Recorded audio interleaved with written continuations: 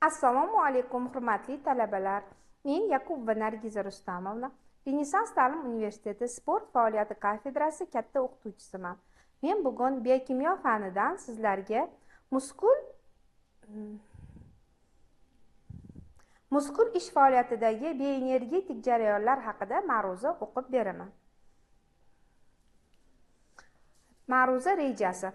Muskul ishi uchun energiya manbalari, ATF rezistensligining anaerob va aerob yo'llari, kreatinoza reaksiyasida ATFning rezistensligi, glikoliz jarayonida ATFning resistensiyasi, har xil quvvatli va davomiylikdagi mashqlarda ATF rezistensiyasining anaerob va aerob jarayonlari nisbatlari. Muskullarning qisqarishi va boshqarilishi uchun bevosita energiya manbai bo'lib, makroenergik birikma adenozin trifosfat yoki ATFning parchalanish reaksiyasi xizmat qiladi. Tenglamasi bo'yicha ATFning fermentativ parchalanganda muskullarning qisqarish jarayonida mexanik ishga aylanadigan energiya ajralib chiqadi. Oxirgi makrogen fosfat bog'i uzilganda har bir mol ATFdan 30 dan 46 kilojulgacha energiya ajralib chiqadi. Odatda qabul qilinishicha, odam organizmida normal fiziologik sharoitda 1 mol ATF parchalanishidan ajralib chiqqan energiya 40 kilojulni tashkil etadi. Bu taxminiy, har bir odam organizmida har xil bo'lishi mumkin. Muskullarda ATFning miqdori ko'p emas va 5 mikrometr kilogramm atrofida yoki 0,25–0,40% tashkil qiladi. Biroq bir tomondan muskullar o'zida ko'p miqdorda ATFni yig'olmaydi, chunki bunday holatlarda miozin ATF azonining substraktli ingibitorlarini ro'y beradi. Bu esa muskullarning qisqarishi va boshlang'ich jarayonlarning tezligini pasaytiradi, bajarilayotgan muskul ishini tezligi va intensivligini susaytiradi. Shu bilan birga muskullarda ATFning miqdori 2 mikrokilogrammdan kamayishi mumkin emas, chunki bunday holatda pufakchalari va sistemlarning kalsiy nasosi ishlamay qoladi va muskul to ATF zaxirasini butunlay tamom bo'lishigacha qisqaradi va region holati rivojlanadi. Muskul toshdek qotib qolgan holatda keladi va qisqarish hamda bo'shashish qobiliyatini yo'qotishi mumkin. Bu sportsmenlarda ham ro'y beradi bolalar. ATF rezistensiyasining aerob va anaerob yo'llari yuqorida ko'rsatilgandek muskullarda ATFning zaxirasi ko'p emas va 5 mm/kilogramm atrofida yoki 0,25–0,4% tashkil qiladi. Bu miqdordagi ATF faqat 3–4 yolg'iz maksimal kuchli qisqarishga yetadi.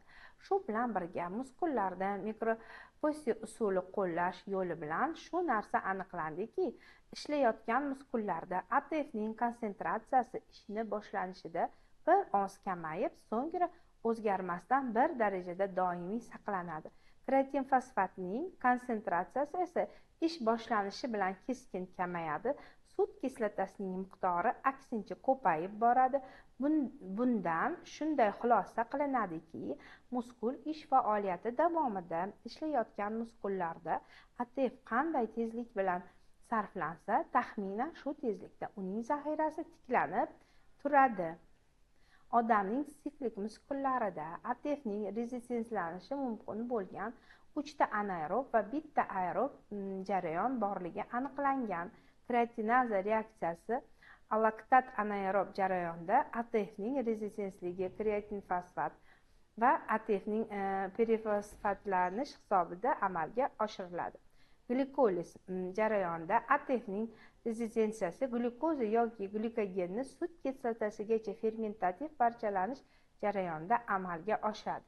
Miyokinoza reaksiyasi 2 molekulali ATFning gipofosfatlanish hisobiga ATF rezistenslanadi. Aerob jarayonda ATFning rezistensi mitoxondriyada to'qimalarning nafas olishida, ya'ni oksidlanishli fosforlanish jarayonida amalga oshiriladi.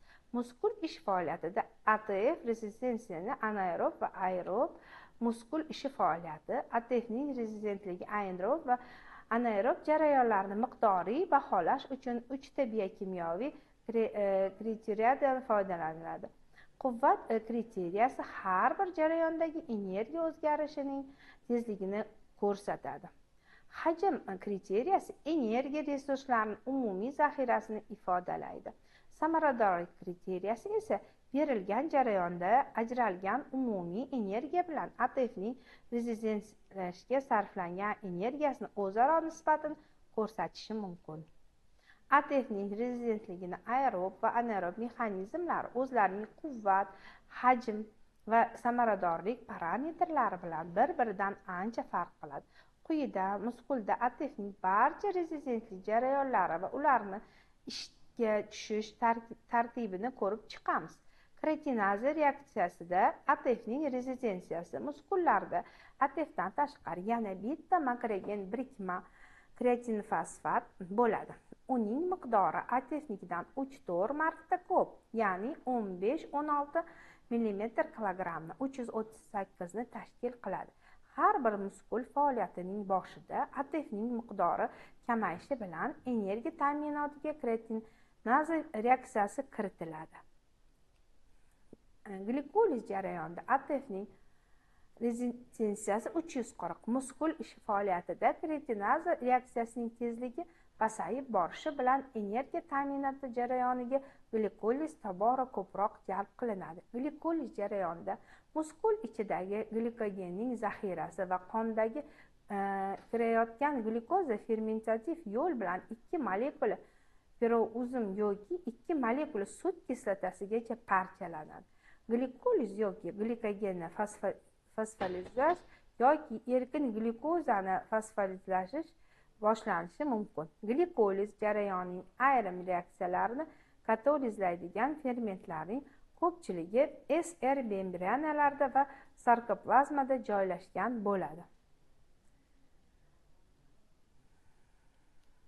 Har xil quvvatli va davomiylikdagi mashqlarda ATF rezistensiyaning anaerob va anaerob jarayonlarini nisbatlari muskul ishi vaqtida energiya hosil bo'lishi dinamikasida ma'lum qonuniyat kuzatiladi. Ishni boshlanishi bilan va uning bajarilishini birinchi sekundlarida mashqni energetika kreatinaza reaksiyasi ustunlik qiladi. So'ngra glikoliz jarayoni tobora ko'proq rolni o'ziga ola boshlaydi va ishning 30 sekundidan 2,5 minutigacha bo'lgan oraliqda o'zining energiya katta quvvatiga erishiladi. Sut kislotasi to'plana borishi va ishlayotgan muskullarga kislorodni yetkazib berishi kuchayishi bilan glikolizning tezligi asta-sekin kamayadi va ishning 2-3 minutlarda energiya ta'minoti aerob jarayon o'z zimmasiga oladi. Bunda sport mashqlari kuchayib boradi. Mashqlarning davomiyligi 5-6 minutgacha oshishi bilan energiyaning aerob hosil bo'lish jarayoni tezligi tez oshadi va so'ngra kam o'zgaradi yoki deyarli o'zgarmaydi. Sport amaliyotida ishning energiyaga bo'lgan ehtiyoji 60% dan ko'prog'ini laktat va glikolit anaerob jarayonlar ta'minlaydigan mashqlarni odatda anaerob tipdagi mashqlar deb belgilanadi. Aerob jarayonning energiya sarflaridagi hissasi 70 dan oshgan mashqlarni aerob tipdagi mashqlar deb ataladi. E'tiboringiz uchun rahmat. Kerakli ma'lumotlarni Renessans ta'lim universiteti kutubxonasidan olishingiz mumkin.